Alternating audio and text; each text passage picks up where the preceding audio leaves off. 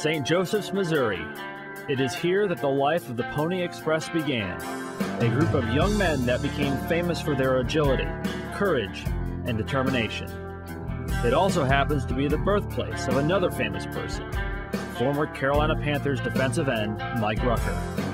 It is here in this small town that Mike learned firsthand the benefits of making a difference in a community. Mike was a second-round draft pick from the University of Nebraska, where he finished his college days as Nebraska's fourth all-time tackler behind the line of scrimmage.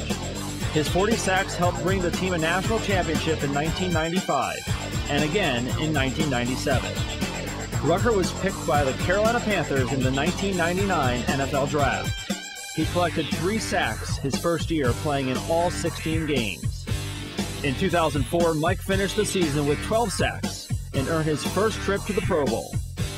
By the time number 93 retired, he had accumulated 421 tackles and 55.5 sacks.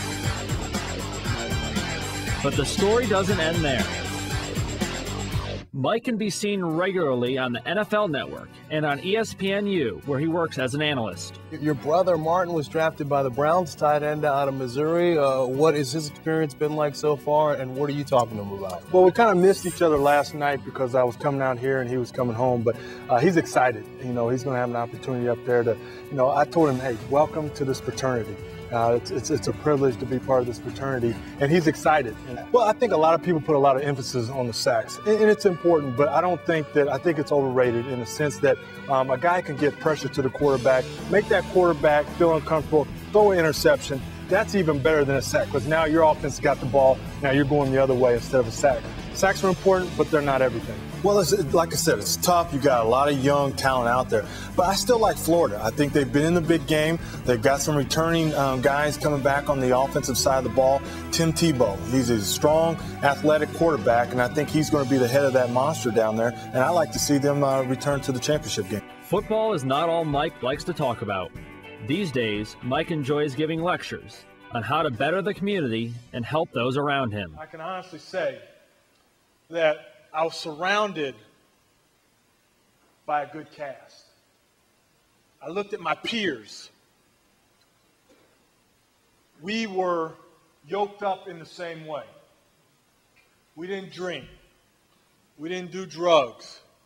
We didn't do that. We held each other accountable, not only as athletes, but as friends. And there was something that we just felt like if we drank, if we did drugs, that it would hamper our ability on the field. And it was already hard enough to do that, let alone to put other things in our body.